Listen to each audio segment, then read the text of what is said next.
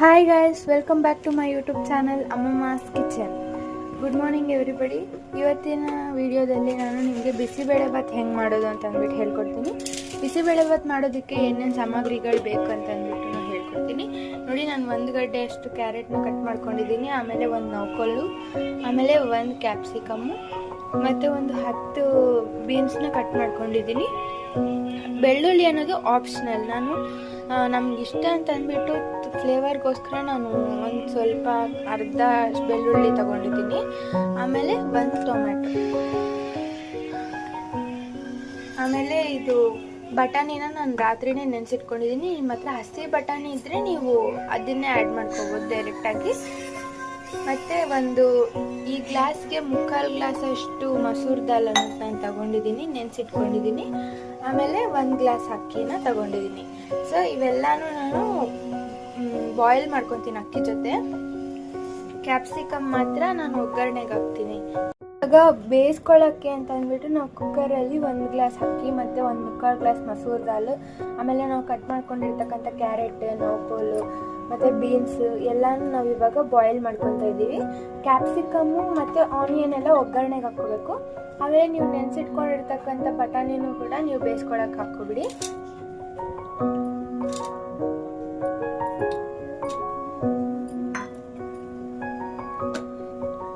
ಆಮೇಲೆ ಟೊಮೆಟೊನೂ ಕೂಡ ನೀವು ಒಗ್ಗರಣೆಗೆ ಹಾಕೋಬೇಕು. ಸ್ವಲ್ಪ ನಿಮಗೆ ರುಚಿಗೆ ತಕ್ಕಷ್ಟು ಉಪ್ಪನ್ನ ಹಾಕ್ಕೊಳ್ಳಿ, ಕಳ್ಳುಪ್ಪನ್ನ ಹಾಕ್ಕೊತಾ ಇದ್ದೀನಿ ನಾನು.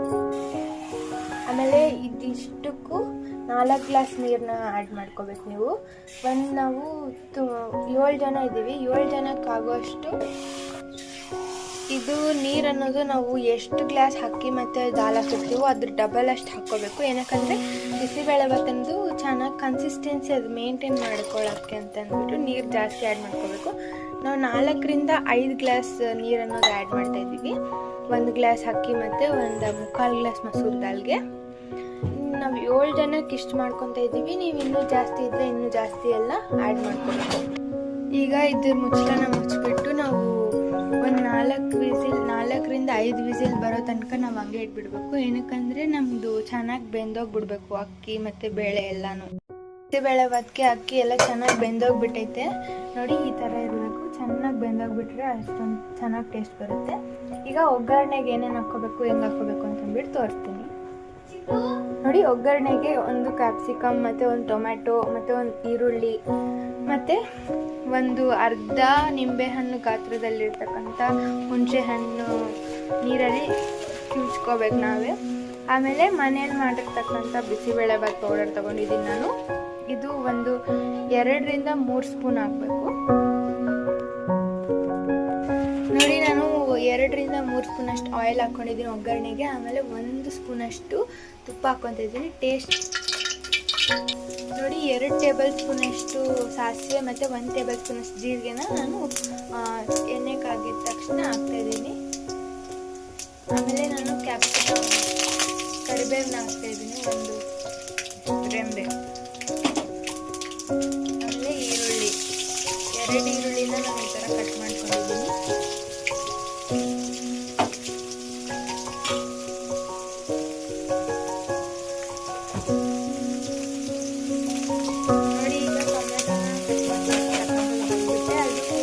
ಟೊಮೆಟೊ ಹಾಕಿದ ತಕ್ಷಣ ನೀವು ಸ್ವಲ್ಪ ಉಪ್ಪು ಹಾಕಿದ್ರೆ ಅದು ಚೆನ್ನಾಗಿ ಬೆಂದೋಗ್ಬಿಡುತ್ತೆ. ಚಿಕ್ಕ ಟೊಮೆಟೊ ಆದರೆ 2 ಹಾಕ್ಕೊಳ್ಳಿ, ದೊಡ್ಡದಾದರೆ 1 ಟೊಮೆಟೊ ಹಾಕಿ.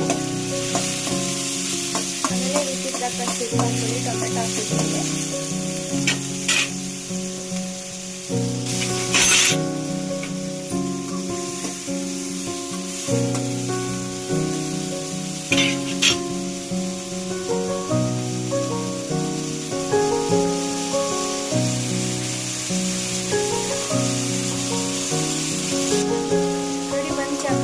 ಕಟ್ ಮಾಡ್ಕೊಂಡಿರೋದು ಹಾಕ್ಬಿಟ್ಟೆ ಆಮೇಲೆ ಚೆನ್ನಾಗಿ ಬೇಯಿಸ್ಕೊಳ್ಳಿ ನೋಡಿ. ಬಿಸಿಬೇಳೆಭಾತ್ಗೆ ಕ್ಯಾಪ್ಸಿಕಮ್ ಮತ್ತು ಟೊಮೆಟೊ ಚೆನ್ನಾಗಿ ಬೇಯಿಸ್ಕೊಂಡ್ರೆ, ರೋಸ್ಟ್ ಮಾಡ್ಕೊಂಡು ಹಾಕೋದ್ರಿಂದ ತುಂಬ ಟೇಸ್ಟ್ ಬರುತ್ತೆ. ನಾವು ಬಾಯ್ಲ್ ಮಾಡಿಕೊಂಡ್ರೆ ಅಷ್ಟೊಂದು ಟೇಸ್ಟ್ ಬರಲ್ಲ ಅದ್ರದ್ದು ವೆಜಿಟೇಬಲ್ಸ್ ಎಲ್ಲ. ಇವಾಗ ಇದಕ್ಕೆ ಬಿಸಿಬೇಳೆಭಾತ್ ಪೌಡ್ರದ್ದು ಆ್ಯಡ್ ಮಾಡ್ಕೊತಿದ್ದೀನಿ. ನಾನೊಂದು 3ರಿಂದ 4 ಟೇಬಲ್ ಸ್ಪೂನಷ್ಟು ಹಾಕ್ತಾಯಿದ್ದೀನಿ.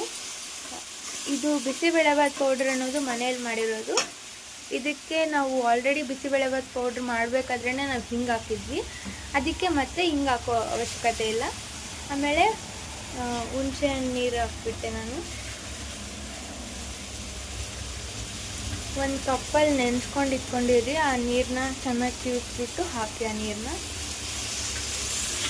ಇದು ಒಂದು ಅರ್ಧ ನಿಂಬೆಹಣ್ಣು ಸೈಜ್ ಗಾತ್ರದಲ್ಲಿರೋ ಅಷ್ಟು ಹುಣಸೆಹಣ್ಣು ತಗೊಂಡಿದ್ದೆ ನಾನು. ಇದಕ್ಕೆ ನಾನು ಇವಾಗ 1 ಗ್ಲಾಸ್ ನೀರನ್ನ ಆ್ಯಡ್ ಮಾಡ್ಕೋಬೇಕು.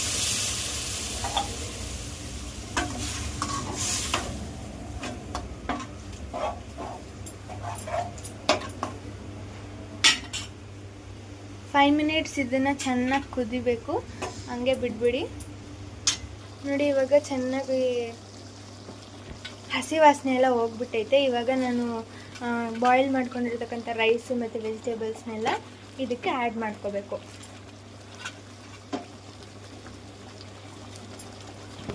ಇವಾಗ ಚೆನ್ನಾಗಿ ಮಿಕ್ಸ್ ಮಾಡ್ಕೊಳ್ಳಿ. ನೀವು ಬೇಕೆಂದರೆ ಕುಕ್ಕರಲ್ಲಿ ಅದು ಮಸಾಲೆನ ಆ್ಯಡ್ ಮಾಡ್ಕೊಂಡು ಮಿಕ್ಸ್ ಮಾಡ್ಕೋಬೋದು. ಕುಕ್ಕರಲ್ಲಿ ರೈಸ್ನ ನೀವು ತಳ ಅಂಟಿದಿರ ನೋಡ್ಕೊಳ್ಳಿ. ನೋಡಿ ಇದ್ರದ್ದು ಸೇಮ್ ಕನ್ಸಿಸ್ಟೆನ್ಸಿನ ಮೇಂಟೈನ್ ಮಾಡಬೇಕು. ಒಂದು ವೇಳೆ ಗಟ್ಟಿ ಆದರೆ ನೀವು ಒಂದು ಸ್ವಲ್ಪ ನೀರನ್ನ ಕೂಡ ಆ್ಯಡ್ ಮಾಡ್ಕೊಳ್ಳಿ, ಬಿಸಿ ನೀರನ್ನ ಆ್ಯಡ್ ಮಾಡ್ಕೊಳ್ಳಿ.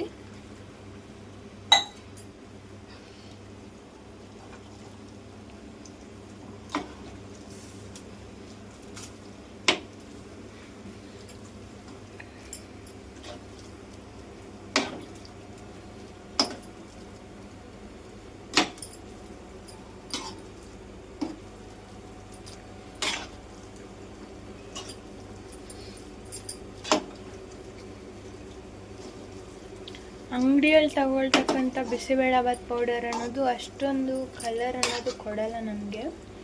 ಮನೆಯಲ್ಲೇ ಮಾಡ್ಕೊಳ್ಳಿ. ನಿಮಗೆ ನಾನು ಬಿಸಿಬೇಳೆಭಾತ್ ಪೌಡ್ರ್ ಮಾಡೋದು ವಿಡಿಯೋನು ಕೂಡ ನಾನು ಹಾಕ್ತೀನಿ, ನಿಮಗೆ ಕಾಮೆಂಟ್ ಮಾಡಿ. ನಿಮಗೆ ಇದಕ್ಕೆ ಏನೇನು ಇಂಗ್ರೀಡಿಯೆಂಟ್ಸ್ ಬೇಕಂತಂದ್ರೂ ಅದನ್ನೆಲ್ಲ ನಾನು ಡಿಸ್ಕ್ರಿಪ್ಷನಲ್ಲಿ ಹಾಕಿದ್ದೀನಿ, ನೀವು ಬೇಕಂದರೆ ಚೆಕ್ ಮಾಡಿಕೊಂಡು ನೋಡ್ಕೋಬೋದು. ಈಗ ಲಾಸ್ಟಲ್ಲಿ ಕೊತ್ತಂಬರಿ ಸೊಪ್ಪನ್ನ ಹಾಕ್ಕೋಬೇಕು. ಒಂದು ಸ್ವಲ್ಪ ಬೆಲ್ಲನ ನೀವು ಈ ಥರ ಪುಡಿ ಮಾಡ್ಕೊಂಡು ಹಾಕ್ಕೊಂಡ್ರೆ ಇನ್ನೂ ಸಖತ್ತಾಗಿರುತ್ತೆ ಟೇಸ್ಟ್ ಅನ್ನೋದು. ಇದು ಆಪ್ಷನಲ್ ಬೆಲ್ಲ ಅನ್ನೋದು, ನಿಮಗೆ ಬೇಕಂದರೆ ಹಾಕ್ಕೋಬೋದು, ಇಲ್ಲಾಂದರೆ ಇಲ್ಲ. ನಾವು ಟೇಸ್ಟ್ಗೋಸ್ಕರ ಸುಮ್ಮನೆ ಒಂಚೂರು ಹಾಕಿದ್ವಿ ಬೆಲ್ಲ, ಚೆನ್ನಾಗಿರುತ್ತೆ ಅಂತ. ಇದಿಷ್ಟು ಬಿಸಿಬೇಳೆಭಾತ್, ಟೇಸ್ಟಿ ಬಿಸಿಬೇಳೆಭಾತ್ ಅನ್ನೋದು ರೆಡಿಯಾಗಿದೆ. Thank you very much. Please like, share and subscribe my channel Ammamma's kitchen. Bisibelebath ತಿನ್ನಬೇಕಾದ್ರೆ ಖಾರ ಬೂಂದಿನ ಮಿಕ್ಸ್ ಮಾಡ್ಕೊಂಡು ತಿಂದರೆ ತುಂಬ ಚೆನ್ನಾಗಿರುತ್ತೆ ಟೇಸ್ಟ್ ಕೂಡ. ನೋಡಿ ಈ ಥರ